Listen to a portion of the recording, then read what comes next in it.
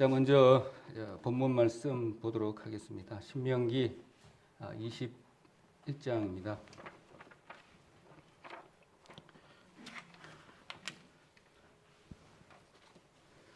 신명기 21장 한 구절만 보도록 하겠습니다. 23절입니다. 신명기 21장 23절 같이 봉독하도록 하겠습니다. 시작. 그 시체를 나무 위에 밤새도록 두지 말고 당일에 장사하여 내 하나님 여호와께 내게 기업으로 주시는 땅을 더럽히지 말라. 나무에 달린 자는 하나님께 저주를 받았음이니라. 아멘. 오늘 말씀은 다들 힘드시죠? 저도 힘들더라고요. 너무너무나 힘든 부분인 것 같습니다. 하나님과의 마음을 아니면 하나님과의 관계를 이렇게 분리시키고 또 이간질시키고 하는 세력들이 점점 더해진다고 했기 때문에 우리 성도님들은 일반 사람들보다 더 힘든 시간을 육체적으로나 또 마음적으로나 이렇게 가질 수 있는 시기인 것 같습니다. 그래서 이럴 때일수록 문제가 좀 많이 있잖아요. 후회도 되고 내지는 어떻게 해볼까 또 방법도 찾아보기도 하고 대책을 세워보기도 하고 이럴 때마다 생각나는 게 있습니다. 늘 처음으로 돌아가는 게 답이잖아요. 그래서 다 알고 있는 내용이지만 또 그런 마음을 내용을 한번 훑어보면서 도대체 하나님의 마음이 무엇일까? 이런 생각을 좀 많이 해봤습니다. 그리고 처음에 신앙할 때는 내가 질문이 좀 많았는데 여러 가지로 점점 신앙생활을 해가면서 질문이 점점 없어지고요. 질문들이 없어지고 그냥 맹목적으로 믿는 그런 성향들이 저한테 있더라고요. 그래서 이것은 아니다 싶어요. 그래서 그동안에 우리가 잘 알고 있는 내용 그 안에 하나님이 뭔가를 주셨는데 하나님 마음이 있을 것이다. 그 마음을 헤아려 아는 것이 가장 중요한 것이다. 그런 생각이 들어지고 또 우리 가정생활에도 마찬가지로 어머님, 아버님의 그 마음을 아는 것이 효도인 것처럼 많은 말씀을 주셨는데 그 하나님의 본 뜻을 그 마음을 우리 헤아려 알지 못하면 좀 부족한 것이 아닌가 이런 관점에서 좀 생각을 좀 많이 좀 해봤고요. 그 다음에는 하나님이 그런 마음을 주셨는데 그 이전까지는 제가 뭐냐면 우리 마음 안에 이루어지는 것 하나님이 산상수훈에서 말씀하셨지만 우리 마음 안에 있대요. 하나님 나라가 우리 마음 안에 있다 하는데 그러면 어떻게 있는가? 그런 부분, 우리 마음의 작용이 어떻게 판단하고 또 힘을 내서 우리가 움직이는가? 그런 말씀을 받으면 마음 안에 말씀이 어디에 싹이 터서 커져가지고 이렇게 점점 자라는가? 이런 부분에서 말씀을 드렸습니다. 그러면 오늘은 하나님의 마음이 무엇인가? 또 하나님의 그 형상대로 지음받은 우리가 하나님의 형상대로 비슷하게 맞춰놨을 거라고요. 하나님께서 우리 지을 때. 그렇다면 우리 마음을 들여다보면 하나님의 마음을 거꾸로 역추적해서 보면 하나님의 마음을 알 수가 있을 것입니다. 이 역사를 주신 것도 내지는 이 말씀을 주신 것도 예수님의 마음을 닮아가기 위한 하나님의 큰 장중 안에 있는 계획이다 이렇게 생각을 해봅니다. 그래서 하나님의 마음이라고 이렇게 제목을 좀 정해봤고요. 그 다음에는 그에 합당한 구절이 나무에 달린 자는 하나님께 저주를 받았음이니라. 이게 제일 마음에 와닿았고요. 예전에 수요 설교인가 들었는데 진리를 알지니 진리가 너희를 자유케 하리라 고 한 내용을 제가 말씀을 드렸는데 그 부분도 마찬가지더라. 결론은 하나님께서 이루어 주신 모든 계획을 우리에게 하시고자 하는 모든 계획들을 다 알고 하나님의 뜻, 마음을 알고 그것을 소유한 자가 자유함을 얻는다. 이런 거라고 결론을 내렸습니다. 다 동의하시죠? 그런 부분에 있어서 오늘 나무에 달린 자 하나님께 저주를 받았다 그러면 복을 주셨으니까 또 저주를 받았을 거 아닙니까? 그래서 복과 저주에 관련된 내용이 지금 이 시간에 가장 중요한 것이 아닌가 이런 생각을 해봤습니다. 조금 전도집회 비슷한 그런 내용이기도 하고요. 또 어떤 형상적으로 피부에 와닿는 또 그런 말씀이기도 할 겁니다. 또 어떻게 이렇게 처음에 신앙생활 할 때 좀 둥그름 잡는 그런 이야기를 많이 들었습니다. 이거 뭐 알 수도 없고요. 그렇지만 이게 큰 그림을 딱 보고 있으면 하나님 마음도 알게 되고 내가 신앙생활 하면서 무엇을 챙겨야 되는 것인지 무엇이 부족한 것인지도 다 알게 되는 것 같아요. 그래서 이제 점점 이렇게 시야가 좀 넓어지는 그런 부분도 생각을 해봅니다. 그래서 본문에 나무에 달린 자는 우리가 잘 알고 계신 것처럼 십자가에 달리신 예수님을 상징하시는 것은 우리가 잘 알고 있습니다. 그리고 또 신앙생활 할 때 처음에 또 십자가 사건을 이렇게 봤습니다. 우리 전도집회 때 목사님께서 자주 말씀하시는 거, 저 양반 불쌍하네. 또 십자가에 달려 죽는구나. 그 다음에는 무슨 죄를 지었길래 그래? 그 다음에는 어떻게 됩니까? 인간을 살리시려고 저렇게 하시네. 그 다음에는 내 죄 때문에 그러는구나. 그 다음에는요. 나의 사랑 하나님이 저렇게 크신가? 그러고 난 다음에 전체적인 하나님의 마음을 알게 된다. 이렇게 생각을 해봅니다.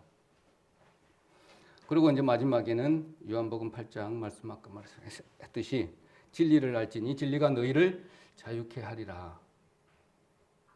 비록 마음은 근심도 많고 걱정거리도 많이 있고 육체적으로는 힘든 부분이 많이 있지만 이 모든 것들을 하나님의 마음의 어떤 계획이나 이 의도한 바를 알게 되면 마음적으로는 깊은 데서는 카르디아라고 했잖아요. 심중 가장 가운데 여기는 막 기쁨이 넘치는 거죠.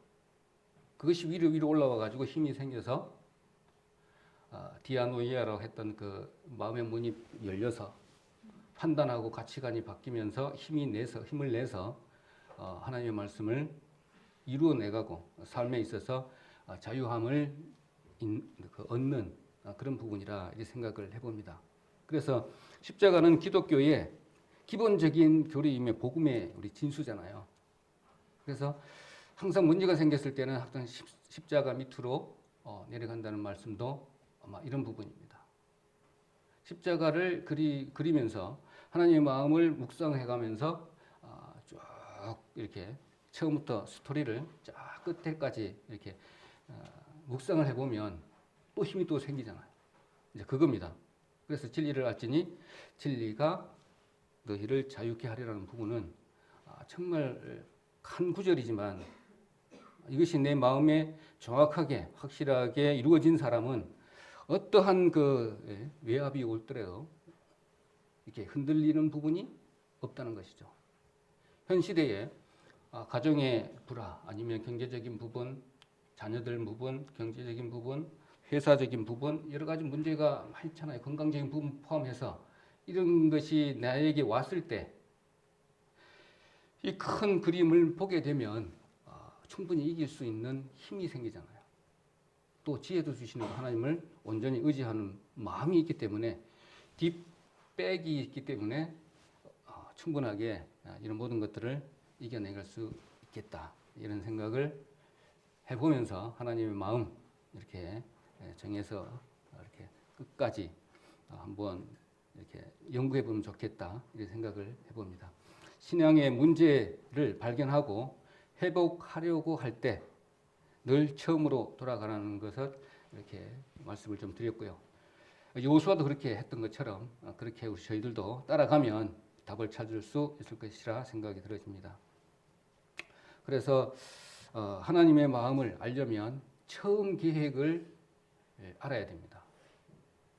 그래서 사도 바울이 어떻게 하나님을 이렇게 만나고 그런 비밀들을 나중에 알게 되더라고요. 나중에 우리도 마찬가지로 점진적으로 처음 하나님을 이렇게 알아가듯이 그 선진들도 그렇게 빨리 알지는 못했는 것 같아요. 그래서 하나씩 배워가면서 인제서 숨겨놓은 비밀을 고린도전서 아니면 로마서에서 이렇게 발견해서 하나님의 신비다, 비밀의 신비다, 비밀의 계시다 이러면서 이제 알게 된 것이죠.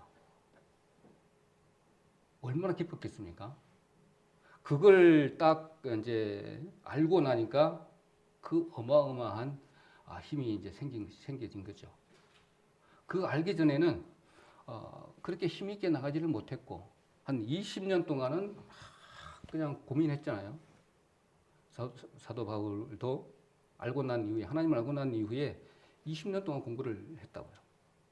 그 기간이 바탕이 돼서 마지막에는 이 비밀한 그 비밀의 계획 하나님의 신비를 깨닫고 난 이후에 힘차게 전도했던 부분들도 우리가 잘 배워서 알고 있습니다. 그래서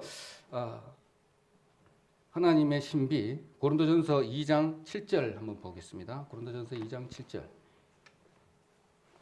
고린도전서 2장 7절.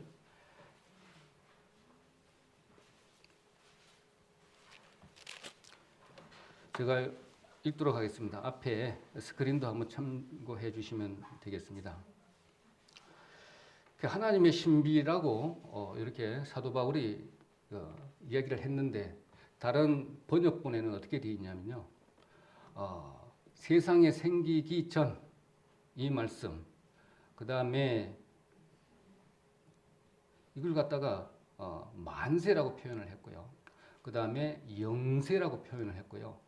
천지 창조 이전 이렇게 표현을 했고 킹 제임스 역에는 세상이 생기기 전에 정하신 것이다. 또 영원 전이다. 이렇게 표현을 해져 있습니다. 그래서 한번 읽어보면 다만 우리는 신비 속에 있는 하나님의 지혜 곧 감추어진 지혜를 말하노니 이 지혜는 하나님께서 우리의 영광을 위하여 세상이 생기기 전에 정하신 것이다 라고 하는 겁니다. 이 복음이 하나님은 우리를 계획에 만들기 위해서 하나님의 동역자로 만드시기 위해서 모든 것을 계획을 다 하셨다는 것이죠. 하나님 계획은 하나님 스케줄 타이밍 있죠. 내 때가 아직 안 되지 않았다고 하신 것처럼 그 타임 카이로스라고 하잖아요. 카이로스 그 다음에 크로도스 시간이 있어요. 시간 우리의 절대적인 시간이 있지만 하나님의 시간도 따로 딱딱딱 정해져 있는 거 우리가 잘 알고 있습니다. 때가 돼서 나무에 달려 죽으신 것처럼 이것처럼 하나님께서 모든 계획을 우리에게 세상에 준비하시고 우리를 만들어 가시는 것이죠. 하나님의 신부로 아니면 하나님의 자녀로 하나님의 큰 장중 안에 있는 무엇이라고 해야 됩니까? 동역자 일을 하시기 위해서. 자, 그래서 한 구절 더 보겠습니다. 로마서 16장 25절 한번 보겠습니다. 로마서 16장 25절.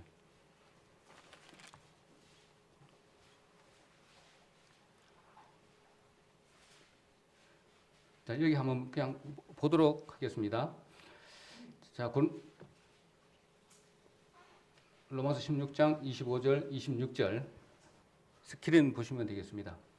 나의 복음과 예수 그리스도를 전파함은 영세 전부터 감추었다가 이제는 나타내신 바 되었으며 영원하신 하나님의 영을 쫓아 선지자들의 글로 말미암아 모든 민족으로 믿어 순종케 하시려고 알게 하신 바 그 비밀의 계시를 쫓아낸 것이니 이 복음으로 너희를 능히 견고케 하실 이렇게까지 26절까지 기록을 하고 있습니다. 여기에는 영세전이라고 했고 비밀의 계시다.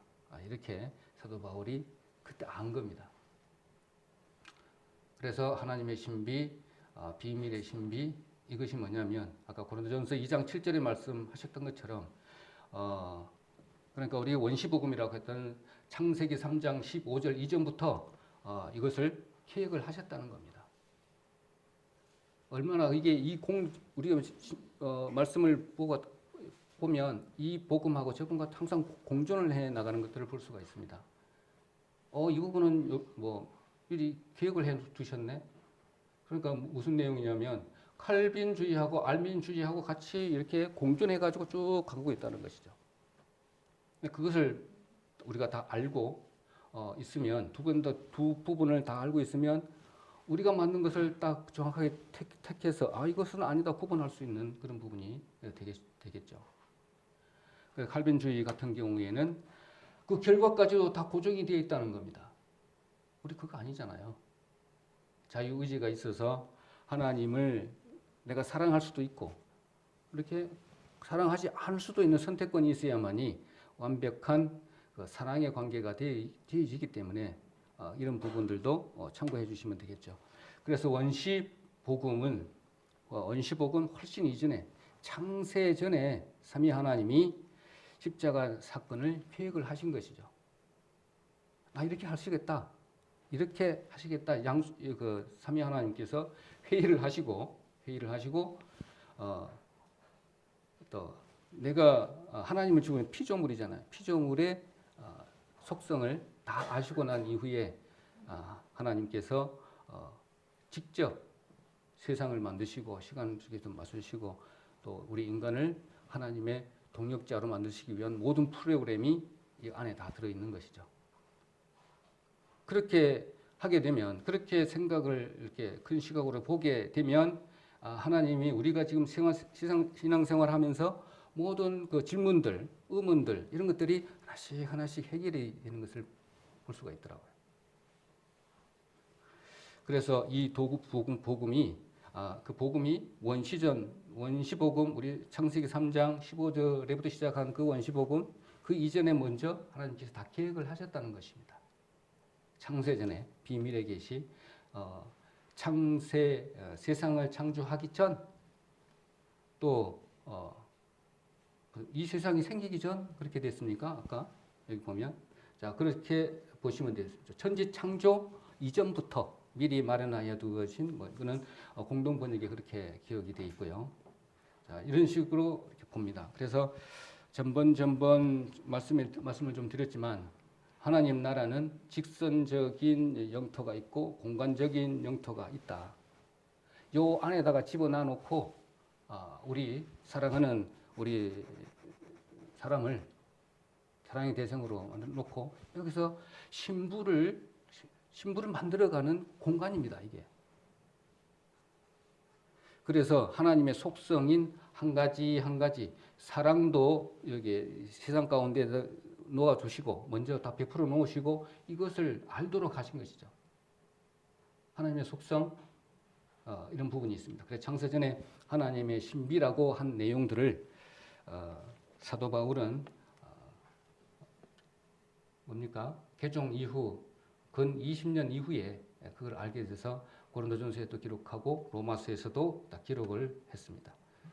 그래서 아담을 창조할 때 보니까는 나무에 달린 자는 저주를 받는다 했는데 먼저 복을 주셨어요. 복을 육혼 영을 복을 주셨습니다. 그리고 아담 타락을 하게 됐을 때는 어떻게 됩니까? 그 복을 다 저주해버려, 다 빼앗아 갔다 이 말이죠. 아담 창조하기 전에는 하나님이 복을 다 주었어요. 그래서 보시기에 좋았더라. 너무 기뻐했습니다. 근데 하나님 계획은 이게 창조 피조물이기 때문에 이 복을 다 저주시켜 버리자, 뺏어 버리자는 겁니다. 그렇게 되면은 나중에 주자는 거죠. 나중에 요 공간 안에 놓고 충분하게 훈련을 시키고 교육을 시켜서 그게 지금 우리 세상에 이렇게 힘들어하고 있는 과정이기도 하죠. 그렇지만 영은 구원을 받았지만 혼과 육은 예정 미리 구원받아진 상태로 가는 것이죠. 그렇게 보시면 되겠습니다. 그래서 먼저 하나님의 마음을 알려면 우리 호세아 선지자도 이렇게 했잖아요. 하나님을 아는 지식이 부족해서 망했다. 그 말씀을 하셨잖아요. 그러면 하나님의 속성이 도대체 뭘까? 하나님의 속성을 알아야만이 제대로 아는 거잖아요. 그래서 하나님의 속성부터 먼저 아는 것이 좋겠다 싶습니다. 그래서 하나님의 속성 한번 보도록 하겠습니다. 안 넘어가네. 자, 12가지 속성이 있습니다. 이거 한번 저도 간혹 가다가 이렇게 기록도 하고, 우리 또 신학하면서도 이렇게 배웠고, 이렇게 인터넷에 이렇게 보면 11가지도 있고요, 10가지도 있고요, 이것도 추가되고 빼진 것도 있고 그렇습니다. 네, 한번 검색을 해보니까 그렇더라고요. 예, 이게 제일 대표적인 거더라고요. 그래서 삼위는 하나님은 우리가 잘 알고 계시잖아요. 삼위. 자존하시는 것도 우리가 잘 알고 있습니다. 스스로 계시는 분. 또 영원하신 존재입니다. 변하시를 안 하세요. 이게 존재적인 하나님의 속성입니다. 이런 부분을 일단 연상을 해야 되잖아요. 그 다음에 사역적으로 봤을 때는 창조자이십니다. 그리고 전지하시고요. 그 다음에 전능하시고 무소부재하시고 무소부재하신다는 하나님의 그 섭리가 안 미치는 곳이 없다. 이런 말씀이잖아요. 어느 곳에도 다 계신다. 그렇게 이해를 해왔잖아요. 그 부분. 그 다음에 성품적으로는 사랑이십니다. 그리고 자비하시고요. 은혜로우시고 공의로우신 것 잘 알고 있습니다. 이것을 예수님은 예수님을 닮기를 원하시잖아요. 이런 속성들을 이 세계에, 이 세상에 공간적인 영토, 이렇게 직선적인 영토 안에다가 우리 인간 역사에 개입해 가지고 오셔서 이끌어 가시면서 그 부분들을 다 나타내 주셨어요. 삼위 하나님도 나타내 주셨고, 자존하시는 것도 모세를 통해서 다 말씀해 주셨고요. 영원하신 분이라고도 말씀을 해 주셨습니다. 내가 너를 창조했다. 창세기에. 전지전능하는 거 아니냐. 죽은 사람을 살려버리고 공간 이동도 해버리고, 그 다음에 나는 사랑이시다. 사랑을 성경에다 다 표현해 줬습니다. 우리 역사 가운데서도 다 표현을 해 주셨어요. 그리고 그 안에 자비로운 부분, 은혜로운 부분, 그렇지만 마지막에 공의적인 부분, 무시무시한 공의 부분들도 우리가 이해를 하지 못하지만 내가 죽이라고 한 것을 죽이지 않는 것이 죄다. 이 하나님의 공의 부분의 한 가지로 우리를 가르쳐주고 있고 드러나게 하신 부분입니다. 이것을 호세아를 통해서 말씀을 하신 것이죠. 이런 지식이 없어서 너희들이 망한 거다. 이렇게 말씀을 하고 있습니다. 그래서 하나님의 이 마음을 조금 더 크게 보자면 이런 것입니다. 하나님의 꿈을 우리 생각해 볼 수가 있잖아요. 우리가 지금까지 많은 말씀을 배웠는데 도대체 하나님은 무엇 때문에 전능하시다고 하시는 분이 왜 우리를 이렇게 힘들게 할까? 내지는 천국 백성이라고 하는데 왜 십자가 사건 이후에 딱 끝내버리지? 왜 2000년이라면 더 고생을 하게끔 할까? 이런 질문이 항상 생기잖아요. 왜 하나님 자녀들은 일반 사람들보다 더 곱하기 2를 더 고생을 해야 되나? 똑같이 세상에 태어나서 이런 부분, 이런 많은 생각들이 우리는 알고 있지만 외부의 사람들이 이런 질문을 딱 했을 때 우리가 답변을 제대로 해줘야 됩니다. 우리가 먼저 경험을 하고, 안 그러면 힘이 없어요. 말씀을 전하는 힘이 없어져 버리고요. 만약에 그대로 말씀을 통해서 그들에게 답을 딱 던져주고 나면 그들에게 있는 사단이 깨갱하게 되죠. 꼼짝 못하고 착 숙여드는 그런 모습들도 우리 전도를 해보면 다 알고 있는 그런 부분들도 있죠. 그래서 하나님을 경외하지 않을 것을 피조물이기 때문에 그렇잖아요. 하나님과 똑같은 모습으로 우리를 창조하지를 않으셨다고요. 그렇게 할 수도 있을지 없을지는 물어봐야 알겠지만 우리는 그렇게 피조물로 만드셨어요. 만물을.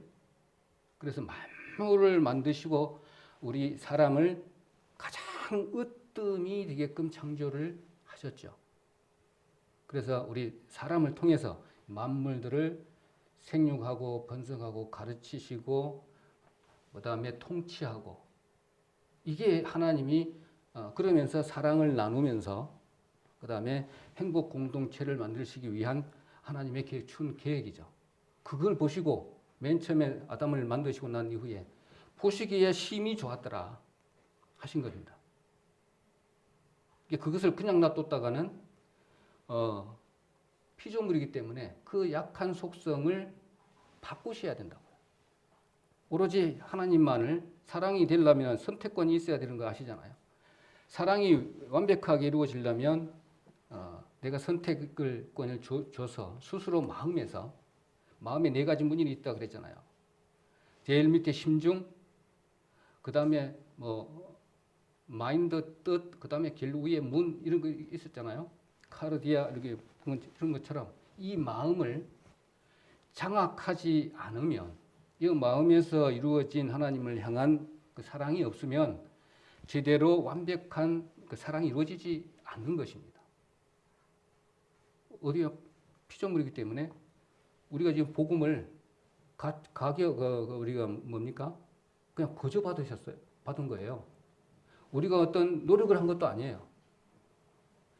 그것을 주게 되면, 이 엄청난 복을 주게 되면 어떻게 될지를 하나님은 아신 것이죠. 자, 그 복이 뭔지 우리 보도록 그렇게 하겠습니다. 먼저 아담 창조 때 복을 줬잖아요. 우리 육의 복이 뭡니까? 우리 잘 알고 계시는 거 간단하게 제가 말씀드릴게요. 딱 들으면 바로 압니다. 음식의 복을 줬어요. 열매를 먹을 수 있는 거. 그 다음에 마음대로 먹을 수 있게 줬어요. 마음대로 먹을 수 있었잖아요. 그리고 농사도 짓지 않아도 되고요. 그 다음에 생로병사가 없었습니다. 그리고 주택도 필요 없죠. 그 다음에 시간과 공간을 초월하는 복도 주셨고, 그 다음에 통신, 대화, 이동 자유로웠습니다. 이런 복을, 육의 복을 주셨어요. 그 다음에 혼의 복 있잖아요. 혼의 복. 우리가 잘 알고 계시는 하나님의 형상으로 지음받았기 때문에 하나님의 성품을 가진 복을 받으셨어요. 그 다음에 피조물을 중에서 최상의 피조물, 존귀함을 받고 모든 피조물을 다스리고 정복하는 창조 목적의 동력자의 일을 할 수 있는 복을 우리 혼의 복을 주셨습니다. 그리고 영의 복은 우리 잘 알고 있듯이 하나님과 연합된 것이죠. 아담의 영이 하나님의 영과 이렇게 합해져서 하나님의 자녀가 된 이 큰 복을 그냥 대가 없이 거저 주게 되면 그 피조물의 연약함이잖아요. 그대로 두고 볼 수가 없는 것입니다. 그래서 전지전능하신 하나님이 우리 인간의 속성의 연약함을 아시고 이 세상의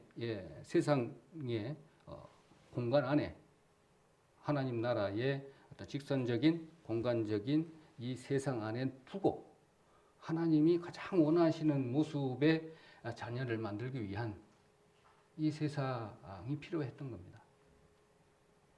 그렇게 보면 얼마나 하나님이 우리를 사랑하시는지 그 계획을, 방법들을 본인이 직접 하시겠다는 겁니다. 본인이. 너희들 피조물이기 때문에 할 수가 없어요. 그런데 방법이 뭐냐면 우리가 죄를 지었다 하지만 그 죄가 이 저주인 겁니다. 한마디로 말하면. 다 악으로는 거죠. 저주가. 그래서 이 복을 다 잠시 빼앗아 버리는 게 아담이 죄를 지어서 이제 가죽옷을 입어야 되고 이 복음이 이제 필요하게 되는 거죠 이제. 그래서 하나님의 이 원대한 계획을 바로 주면 받아줄 수가 없으니 점진적으로 세상 가운데부터 시작해서 처음부터 쭉쭉쭉쭉쭉 역사 가운데 통해서 보여주시는 것이죠. 이만큼 됐을 때 요걸 보여주고 이만큼 됐을 때 요걸 보여주시는 것입니다. 그렇게 생각을 하시고 지금까지 말씀 받았던 것을 한번 정리를 이렇게 해주시면 되겠습니다. 그러면 저주는 뭐냐? 저주는 이제 시간 세계로 떨어졌죠. 가죽 치마를 입고 난 이후로 시간 세계로 떨어졌습니다. 이제 태어나고 죽어야 돼요. 저주예요.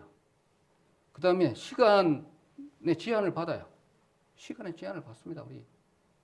그리고 통신, 대화, 영적으로 이거 안 돼요, 이제.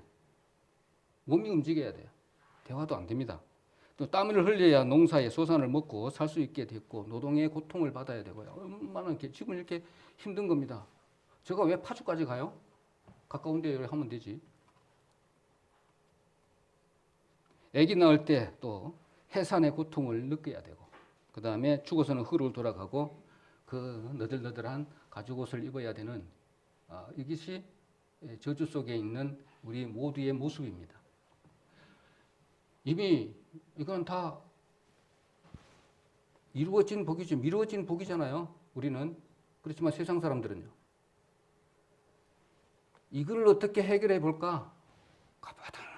바등 욕심이 가득 찬 상태로 살고 있는 모습을 우리는 잘 볼 수가 있습니다. 혼의 저주는 어떻게 되죠? 사단의 성품을 가지게 됨으로써 우리 잘 알잖아요. 가인이 바로 살인을 지었던 것처럼 얘가 정확할 겁니다. 그래서 최상위 피조물인데 거기에 대한 이제 정체성도 잃어져 버리고요. 혼의 저주입니다. 하나님이 지으시는데 그것도 무지해져 버리고요. 관심도 없어요. 창조 목적 우리 동력자인데 그러니까 고난을 받았는데 여기에 있어서도 무감각해요. 우리 그렇잖아요, 지금. 어떻게 보면. 하나님 자녀인데도 불구하고 내가 구원받은 성도인데도 불구하고 하나님께서 거저 준 이게 영혼의 복을, 영혼육의 복을 거저 받아 놓으니까 이게 피조물의 한계성이에요. 우리 잘못이 아니에요. 이게 하나님이 이게 우리 잘못이 아닌 이것을 고치려면 하나님 그 장중의 계획에 회복되려면 이 세상이 필요하다니까요. 아무리 잘 하려고 해도 안 되는 피조물의 속성을 하나님은 미리 다 아셨습니다. 그래서 회의를 해서 예수님 네가 막말로 가서 세상에 내려가서 이걸 해결해라. 본인이 직접 가서 세상에 내려가서 저주 말살 계획을 완료하고 와라.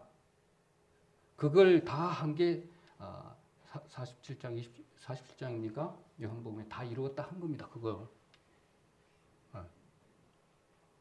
자, 그렇게 보시면 이해가 좀 빠르고 나중에 누가 질문을 한다 하더라도 정리를 우리 말씀 비춰서 이렇게 하면 되겠다 그런 생각이 들고요. 그 다음에 영의 저주는 하나님의 씨를 상실하게 된 거죠. 하나님의 자녀권도 상실해지고요. 사탄의 씨를 받음으로 해가지고 이제 사탄의 자녀가 되기 때문에 우리에 들어 나오고 이 나온 것들이 전부 다가 사탄의 속성만 드러나는 것이죠. 그래서 결국은 죽게 되면 지옥으로 가게 되고요. 그 다음에 세상이 끝나게 되면 불못으로 던져지는 것이 끝나는 이런 계획들이 있어지는 것이죠. 이게 다 저주인 모습입니다. 그래서 이것을 예수님께서 스스로 오셔서 예수 하나님께서 직접 이 세상에 오셔서 이걸 다 해결해 주신 것, 이게 얼마나 큰 복음입니까? 그럼 미리 다 계획해가지고 주신 것. 그렇게 웬만한 그런 세상의 어려움이나 내지는 환난과 뭐 이렇게 힘든 부분이 생긴다 할지라도 갈등과 이런 것들이 생긴다 할지라도 하나님의 그 마음을 조금 이렇게 아신다면 그 마음을 이렇게 담는다면 모든 것들이 이해가 안 될 것이 하나도 없고 또 헤쳐나가지 못할 그런 힘든 문제점들 그 없을 것 같아요. 안 풀립니다. 그러면 이 성경에 다 그 방법들이 있으니까 좀 가르쳐 주세요. 하나님께 매달리면 되잖아요. 매달리다 보면 하나님께서 또 답을 주시고 이렇게 해 나갈 줄 믿습니다. 왜냐하면 창세기 전에 우리를 구원하실 목적, 신부를 만들기 위한 그 목적들이 다 계획되어 있는 그 와중에 장중에 있기 때문에 그렇습니다. 그래서 이런 많은 질문들을 잘 해결해서 삶에 적용해 보면 좋겠고, 그럼 하나님의 꿈은 아까 처음에 이렇게 말씀을 드렸잖아요. 하나님 본체가 사랑이시기 때문에 사랑의 공동체고 행복 공동체로 해서 인간이 피조물의 으뜸이기 때문에 모든 만물들을 다스리고 이렇게 정복하고 이런 모습을 보고 하나님이 이 모습을 보고 행복해 하시고 기뻐하신 것이죠. 만약에 그러고 난 이후에 우리의 딱 이렇게 뭐라고 해야 됩니까? 분기점이라고 해야 됩니까? 하나님의 말씀을 마음에 믿어서 구원받고 난 이후 그 시점으로 해서 이게 하나님 생명책에 기록되고 난 이후에 하나님 마음을 석송 같은 이런 마음을 세상에 다 뿌려주고 성경에도 다 뿌려줬는데 이것을 얼마만큼 성화되고 하나님 말씀대로 잘 행했느냐에 따라서 그 분량대로 하나님의 일을 상급으로 다 이렇게 나눠주신다는 겁니다. 적게 하나님을 일을 하면 그만큼 작은 하나님의 동력자의 역할에 할 수 있는 포지션이 정해지는 겁니다. 이 세상에서 천국에 가게 저 세상에 가게 되면 천국에 가게 되면 그 포지션이 이 세상에서 정해져 버린다니까요. 어떻게 하나님의 일을 이런 속성들에 대해서 하나님 사랑이신데 모든 사람이 구원받기를 원하시는 그 하나님 뜻에 순종하고 따르는 자들은 하나씩 여기까지 했네? 다 할 수는 없겠죠. 얼마만큼 하느냐에 따라서 그 하나님의 동력자인 그 역할이 포지션이 정해진다라는 겁니다. 그걸 보고 사도 바울은 상급을 쫓아서 상을 쫓아서 다른 막질하는 것처럼 비교를 했습니다. 서신서에 그런 것처럼 하나님은 그냥 이 세상에 살아가는 제도적인 부분, 한 왕을 세우는 부분, 이것을 천국에 가서도 이와 비슷한 어떤 그런 부분일 거예요. 이렇게 모든 부분을 다 주시고 사랑도 모든 것을 다 주시고 그걸 기준으로 해서 판단을 해서 천국에 가면 많이 받은 사람, 적게 받을 사람 다 나누어진다는 겁니다. 그런데 이 기준선을 넘지 못하면 이거는 큰 불행이죠. 이게 피조물의 한계이기 때문에 그렇습니다. 그래서 하나님은 사랑을 만드셨고요. 여기에 12가지 속성들 중에 이 사랑과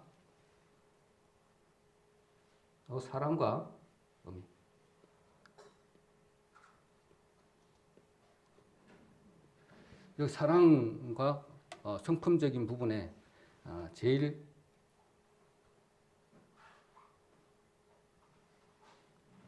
공의적인 부분이 제일 중요한 것 같아요. 제가 생각하기에 나머지 부분들은 저희가 어느 정도는 다 흡수할 수 있는 그런 부분인 것 같아요. 사랑은 내 것이 아니잖아요. 공의도 내 것이 아니라 너무너무 어려워. 사랑도 우리 할 수 없는 분. 하나님께서 주신 성령으로 능력을 부어주시고 우리 마음에 말씀으로 카리리아에 들어와서 그 안에 이렇게 DNA 하나님의 영과 사람의 영이 이렇게 다시 합쳐져서 하나하나 자라야 되잖아요. 정자와 난자가 이렇게 드러나서 점점 커진 것처럼 이렇게 커지면 그 힘으로 하나님 일을 사랑도 할 수 있는 것이죠. 그렇다면 말씀을 매일매일 젖을 어디다가 먹여야 되냐면 심중 안에다가 말씀을 자꾸 먹여줘야 된다니까요. 안 그러면 우리 잘 알고 계시잖아요. 간증해 보면 나오잖아요. 말씀 안 보고 이렇게 되면 피폐해지죠. 그것이 그런 거다. 그래서 이렇게 하게 되면 하나님은 다 보신다는 겁니다. 그래서 경외라고 표현을 했는데 하나님은 이런 부분을 모습만 보더라도 전지전능하신 분이고 무소부재하시는 분이 그 사람의 일거수일투족을 못 보시겠냐는 겁니다. 그러면 이제 내가 행동하는 것, 마음을 갖는 것 이런 부분들이 정리가 되고 말씀 하나하나 보실 때 이제 정리가 좀 저 같은 경우에 좀 되어지더라고요. 많은 외국 사람들이 질문을 해요. 왜 사단은 왜 만들었대? 그 두 짐승은 왜 있는데? 전능하시다면서. 왜 그리고 전능하신다면서 하나님의 자녀라고 그러면서 그렇게 고생을 시켜? 그런 질문을 하면 어떻게 대답하실 겁니까? 이거 선뜻 대답이 잘 안 되더라고요. 그건 말이죠. 잠시 좀 시간을 내줄 수 있어요. 내지는 간단하게 얘기를 해줄 수는 있습니다. 그러나 먼저는 보는 것이 제일 중요하니까 일단 보는 것부터 보여줘야 되겠죠. 그러고 나서 하나씩 그 마음을 열 수 있도록 해야 되는 것이 우리의 모습이다. 이런 생각도 해봅니다. 그렇다면 아까 여기 하나님의 속성 중에 제일 중요한 부분이 엘로힘, 중요한 부분 사랑 공유했지만 존재적인 부분, 사역적인 부분, 성품적인 부분 중에 창조자 삼위 하나님은 보면 엘로힘 해가지고 그 엘은 하나님을 잘 알고 계신데 마지막에 힘은 복수입니다. 그래서 삼위 성자 성령 성부 성자 성령 삼위 그래서 복수로 이렇게 기록을 하고 있습니다. 근데 이게 마태복음 28장 19절에도 보면 아버지 아들 성령의 이름이다 이렇게 표현을 했습니다. 고린도후서 13장 14절에는 바울의 축도에도 이런 내용이 나오죠. 성자 성령 성부 성령 성자 성부 이런 식으로 다 언급을 했던 부분을 있습니다. 또 함축해서 한 단어로 표현하기도 하고 전지하신다. 이것도 우리가 좀 알고 표현해야 될 부분이 우리 잘 알고 계시지만 물어보면 잘 몰라요. 그래서 과거도 아시고 현재도 아시고 미래도 아신다. 이게 전지하신다의 어떤 답이 될 수가 있습니다. 과거도 아시고 현재도 아시고 미래도 아신다는 겁니다. 그래서 창세 전에 세상을 만들기 이전에 하나님 삼위의 하나님이 모여서 회의하는 것도 나오잖아요. 욥기서에도 나오고 에스겔서에도 나옵니까? 하나님이 회의하는 장면도 나오잖아요. 그런 것처럼 계획을 하시고 우리가 그 계획 장중 안에 우리가 안에 이렇게 속해져 있는 것이죠. 자, 그렇게 보시면 되겠습니다. 그리고 하나님께서 아까 나무 위에 달린 자 저주를 받는다고 했는데 사도 바울은 이것을 빨리 알지를 못하고 나중에 서신서에서 그것까지 알게 되었다. 그렇게 앞에 봤습니다. 그래서 이런 부분들은 한 번 더 보면 갈라디아서 3장 13절입니다. 제가 한번 읽어볼게요. 그리스도께서 우리를 위하여 저주를 받은 바 되사 율법의 저주 로마서 3장 20절입니까? 율법을 하나님께서 자녀들을 기르기 위해서 율법을 하나 딱 던져준 겁니다. 근데 율법을 한번 지켜봐라. 하나님의 자녀가 되려면 그렇게 되니까 어떻게 돼요? 사도 바울은 지키면 지킬수록 죄가 드러난다. 이겁니다. 우리를 속량하셨으니, 속량은 대속이다. 대속이다. 우리가 잘 알고 있는 무엇입니까? 기록된 바 이겁니다. 오늘 본문 말씀 신명기 21장 23절에 나무에 달린 자마다 저주 아래 있는 자라 하였음이니라. 이렇게 말씀을 합니다. 그러니까 우리는 처음에는 복을 주셨는데 복을 다 뺏겨버렸습니다. 그러고 나서 이 복을 다시 회복하는 자는 저주를 받을, 예수님이 저주를 받게 되면 이 저주가 회복되는 것이죠. 그 안에 복, 영혼, 육의 복을 다시 회복하는 겁니다. 이것을 사도 바울은 알게 돼서 선포를 하고 있는 겁니다. 그리고 한 구절 더 보도록 하겠습니다. 베드로전서 3장 18절도 보도록 하겠습니다. 베드로전서 3장 18절에도 보니까 자, 두 성경을 이렇게 한번 비교해 봤습니다.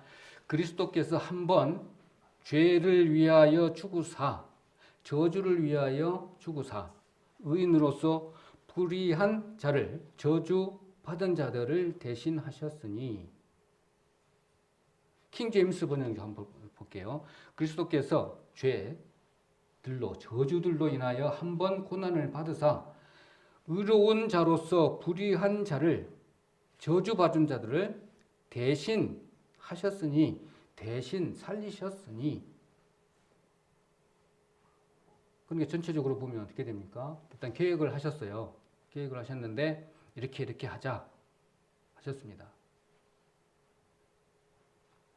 그러고 나서 복을, 아담에게 이 복을 다 줬어요.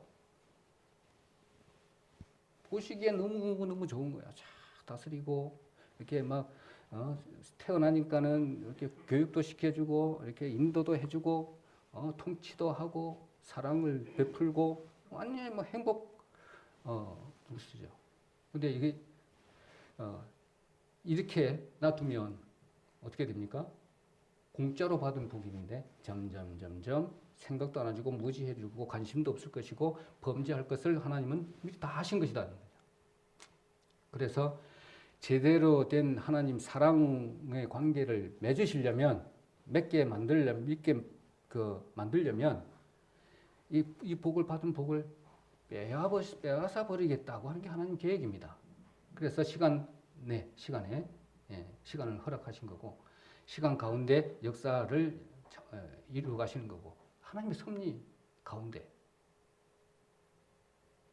그래서 하나님을 택할 것인가? 우리가 자유의지를 줘서 완벽한 사랑의 관계를 하시기 위한 그런 부분이다 라는 것입니다. 그래서 영의 복은 우리가 실현된 복이고 혼과 영의 육은 아직 지연된 복이라고 우리가 잘 알고 있습니다. 아직, 이미, 아직 이런 개념. 그것들도 물어보게 되면 이 얘기를 잘 해줘야 돼요. 말씀을 덧붙이면 더 좋겠지만 그러지 못한다면 이야기라도 그렇게 해줘야 되겠다 그런 생각이 듭니다. 그래서 예수님의 중요한 그 말씀은 아까 초두에 지금 말씀을 드렸지만 그 진리를 보는 진리가 너를 자유케 한다 그랬는데 진리를 보는 두 시각도 잘 알고 있어야 됩니다. 아까 큰 이렇게 계곡을 숲을 보는 그런 시각도 있어야 되지만 그 다음에 나무를 보는 시각을 가지고 그 복음이 원시 복음과 그 이전에도 복음이 하나님 복음이 이렇게 있었다고 하는 그런 부분들도 공존 이렇게 해가지고 돌아가잖아요.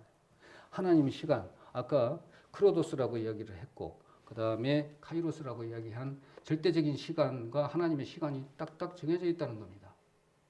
그 시간을 7,000년으로 봤어요. 하나님 기획을 하셨잖아요. 아직 여기 1,000년 왕국 남아 있습니다. 6,000년 기간이잖아요. 6,000년 기간 동안에 교회 시대가 이만큼 있어요. 이렇게 이런 것을 요 2000년 동안에 전하라 이겁니다. 전하라. 이것을 하나님께서 우리에게 주신 사명입니다. 이 사랑을 전하라. 아까 속성이 있는데 사랑도 전하고 공의도 전하고 은혜도 전하고 자비도 전하고 자, 이런 부분을 말씀을 드렸습니다. 그래서 공간적인 복을 하나 더 이렇게 예전에 했던 것이지만 한번 보게 되면 이런 것입니다. 우리가 3층천, 2층천, 1층천 뭐 이렇게 위로 쭉 올라가고 또 지하 쪽에도 쭉 내려가고 이런 개념을 가지고 있으면 참 이해가 쉬울 것 같아. 그러고 나서 왜 사단이 범죄하고 난 이후에 그때 왜 안 죽였을까? 나중에 왜 저 7천년 마지막에 가지고 불못으로 보낼까? 중간에 없애버리지. 이런 부분 생각도 많이 해보잖아요. 그렇다 보면 우리도 마찬가지로 이것들은 예전에 다 말씀 한번 드렸던 것이기 때문에 생각해 보자는 겁니다. 그래 하나님의 자녀들은 뭐 올라가는데 어떤 식으로 뭐 올라가서 또 다시 하나님과 또 결혼을 하게 되고 그 결혼은 또 왜 공중 혼인 잔치가 있죠? 하나님의 그도 고생했으니까 축복의 자리잖아요. 축복의 자리. 자, 그런 부분을 우리는 생각을 안 할 수가 없잖아요. 자, 그 부분은 설명을 좀 드렸고요. 그 다음에는 하나님은 우리의 한계성을 다 알고 계시잖아요. 그 부분만 이렇게 짚고 넘어가면 되겠다 싶습니다. 자, 우리는 육혼 영의 복을 거저 내지는 대가 없이 노력 없이 이렇게 받았기 때문에 하나님은 그것을 아신다는 것은 그런 것들 바탕 위에 있기 때문에 이것을 변화시켜주지 않으면 이것을 만지고 어떻게 이것을 작업하지 않으면 일을 하지 않으면 안 바뀐다는 겁니다. 그렇게 생각할 수도 있는 것입니다. 하나님은 전지하시는 분이시기 때문에 이런 속성으로 하나님과 똑같이 안 하시고 그 낮은 모습으로 만물을 창조하시고 으뜸인 아까 말씀드렸지만 인간을 창조하셔서 사랑의 대상인 하나님의 일을 하는 인간을 만드셔서 이런 일련의 과정들이 필요하다는 겁니다. 그럼 그 안에 우리가 잘 만져져 가서 이렇게 바뀌어져 가면 되는 거죠. 근데 그 바뀌어지지 잘 않을 것이 또 하나님 아시잖아요. 그것이 왜 필요하냐 그러면 이 마음 제일 가운데 이것이 변화해야 되기 때문에 이 겉사람하고 속사람하고의 매번 싸워야 되는 모습이 우리의 모습인 것입니다. 그래서 하나님은 아세요. 그러니까 내가 좀 잘못했더라도 아니면 잘못된 큰 실수를 했더라도 다시 일어서고 힘을 받을 수 있는 그런 부분이 여기에 있지 않는가. 하나님은 끝까지 기다리신다고 하신 부분들도 마찬가지입니다. 왜 기다립니까 하나님이? 끝까지? 그 자리에서 바로 그냥 판결을 내버리고 어떻게 해버리시지? 하나님은 창세기에 말씀하셨기 때문에 그 아름다운 모습을 계속 기다리고 계시는 거죠. 애타게. 우리를. 아름다운 모습입니다. 좀 행복하게 다스리고 그 사랑을 나누고 피조물이 으뜸이 돼서 모든 것을 이렇게 상상을 해보면 또 확실한 것이라고 생각이 들어집니다. 그것을 희망을 하고 소망하기 때문에 하나님은 끝까지 참으시는 겁니다. 가히 참으시는 것이 아니라. 그래서 우리는 그 장중의 안에 있기 때문에 하나님의 이 속성 12가지의 합한 잘 다스려지면 되는 것이죠. 그렇지만 그 다스림이 요만큼 가는 사람, 요만큼 가는 사람, 요만큼 가는 사람도 있을 거 아닙니까? 거기에 맞춰서 천국에 가면 일이 딱 정해진다는 것입니다. 계급이기 때문에 사회처럼. 자, 그렇게 보고 우리 상급을 보고 거기에 열심히 변화해 나가면 되겠다. 그런 생각을 해봅니다. 그래서 지식이 없어서 망했다고 호세아는 말씀을 했는데 그 지식은 12가지 말씀드렸던 하나님의 속성을 경외하지 않은 것이다. 무시해버리고 무감각해버리고요. 그렇게 했다는 겁니다. 그럼 우리는 반대로 그것을 반대로 하면 되죠. 자, 그것을 반대로 하면 되는 겁니다. 그래서 다시 예전에는 우리 마음에 이루어지는 것들 하나님 나라가 누 마음에 이루어진다고 해서 쭉 해왔는데 자 이제 조금 바꿔서 이것을 하나님 마음의 결정체라고 보면 됩니다.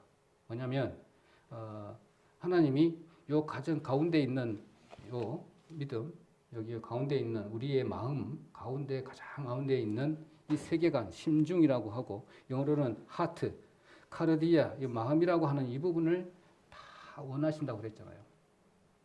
이것을 강제가 아니고 자유의지로 이것을 관계를 하나님과의 관계를 맺고 싶은 겁니다. 관계적인 하나님으로. 그래서 이것이 지금 죽어 있어요. 그래서 하나님의 영이 스펌이라고 그랬잖아요. 스펌. DNA 하나님의 영이 우리 사람의 영하고 하나가 딱 되어서 새로운 피조물, 새로운 아기가 태어났다니까요. 아기가 태어나서 점점 자라가야 되는데 자라가지를 안 해요. 그러면 하나님은 가만 놔둡니까 또? 아니잖아요. 한 번 했는데 또 뭔가를 하나님 방법을 쓰셔서 채찍질도 하시고요. 업어서 아니 다리를 들어서 옮겨가시는 것들을 우리가 볼 수가 있습니다. 자신을 보면 나를 보면 그런 것 같아. 그래서 이런 부분들을 한번 큰 그림으로 한번 보게 되면 그 다음에 작은적으로 성경 하나하나 보실 때 이 내용들이 어떤 부분에 해당돼서 내한테 필요한 부분인가? 내지는 이런 부분들을 정리가 될 거로 생각이 듭니다. 문제는 어떻게 회복시키냐 이것을 아까 예수님께서 직접 오셔서 회복시켜 주셨다. 그것을 믿느냐 안 믿느냐에 따라서 우리가 생사가 완전히 바뀌는 것이죠. 그래서 이것은 사람이 할 수 있는 부분이 아니라는 겁니다. 하나님께 직접 도와주셔야만이 되는 일이라는 겁니다.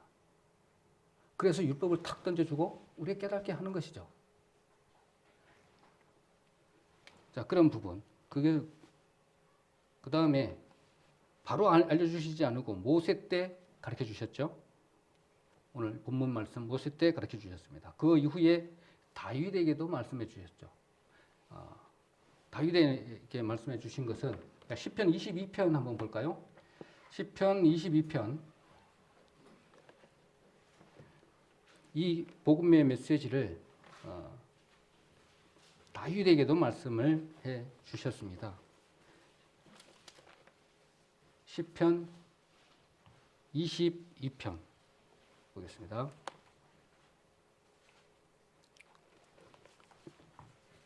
시편 22편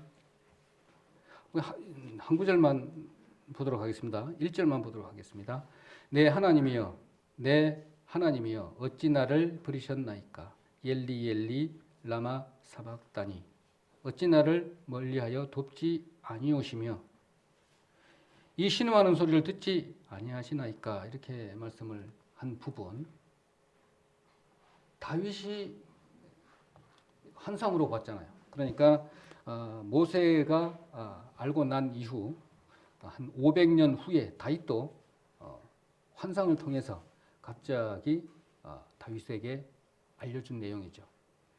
그거 이후에 1000년 이후에 주후 30년에 예수님께서 이것을 그대로 십자가에서 보여주신 것이잖아요. 그냥 그냥 이렇게 이루어진 것이 아니라 예언하시고 보여주시고 하시고 그 다음에 실제적인 모습을 딱 보여주신다는 것이죠. 그 다음에 그 이후에 사도 바울 주후 한 49년이죠. 갈라디아서 3장 아까 13절에 말씀을 알게끔 해주신 것입니다.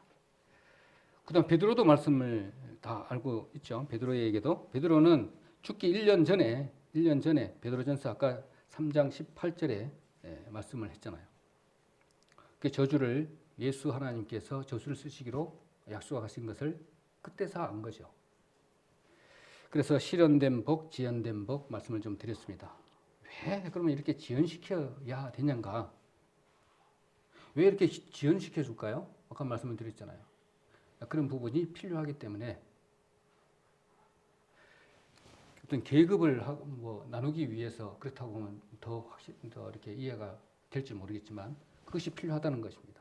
그래서 예수님의 중요한 말씀 요한복음 8장 32절에 진리를 알지니 진리가 너희를 자유케 하리라고 했을 때 그거 뭡니까? 빌라도 법정에서 그랬잖아요. 예수님께서 진리에 대해서 말씀을 하고 있는데 도대체 진리가 뭡니까? 물어봤던 것처럼 진리는 이 모든 것들을 하나님의 속성을 알고 하나님의 정중의 계획을 알고 있는 사람, 알고 있는 그 지식을 알고 있는 사람은 진리가 너희를 자유케 한다. 자유케 되는 것이죠. 그렇게 보면 되겠습니다. 그리고 이제 마지막으로 드릴 말씀은 예수님 입장에서 십자가는 엄청난 희생이라는 사실입니다. 근데 우리가 생활해 보면서 그걸 잘 못 느끼는 것 같아요. 저 같은 경우에 하나님이 그냥 뭐 주신 것이니까 그냥 누리고 살면 되지 뭐 이런 생각을 많이 하게 됩니다. 왜냐하면 막 여러 가지 힘든 부분 이런 걸 그거 먼저 처리하다가 보니까 실제적으로 하나님과의 대화의 시간이 부족하다 보니까 이런 부분들을 많이 놓치는 부분을 많이 이렇게 느끼게 됩니다. 그래서 문제가 생겼을 때 가장 처음으로 돌아가는 것이 가장 올바른 방법이기 때문에 십자가 밑으로 우리 찬송가도 많이 듣지만 그 의미를 제대로 이렇게 알고 있지 않으면 그냥 아는 만큼 우리가 묵상을 할 수가 있잖아요. 그렇게 되면 이렇게 하는 방법도 좋겠다. 그렇게 제안을 해보면 이겁니다. 창세기부터 시작해가지고 묵상을 하실 때 이전에 하나님이 이렇게 계획을 해서 이렇게까지 주시고 왜 우리가 할 수 없는 일을 다 해주시고 십자가를 왜 선택을 하셨을까? 전지전능하신 분인데 그러면 그것이 도대체 왜 그럴까? 그런 것도 쭉 묵상해 보면서 그럼 우리는 나중에 사단 마귀는 불못에 던져지기 이후에 우리는 하나님과의 혼인 자체가 나중에 그 이전에 있을 텐데 그때는 어떤 모습일까부터 시작해서 쭉 연상하고 하나님께 영광을 돌리는 것. 하나님의 아이콘, 하나님의 십자가에 담긴 12가지 그 속성들의 아이콘들을 연상해가면서 그렇게 묵상을 하게 되면 하나님과의 관계적인 관계가 물리적인 관계가 아닌 생물학적인 관계가 아닌 하나님과의 영적인 관계가 돈독하게 되고 오늘 찬송을 들었지만 하나님께 더 가까이 할 수 있는 우리 저희들이 되지 않을까 그런 생각이 들어지고 또 신앙 가운데에 외부 사람들이 여러 가지 의문점에 대해서 또 질문들에 대해서 한 가지 확실하게 답을 줬을 때 그들이 장악당하고 있는 사단 마귀로부터 벗어날 수 있는 기회의 시간이 될 것이라 이렇게 생각이 들어집니다.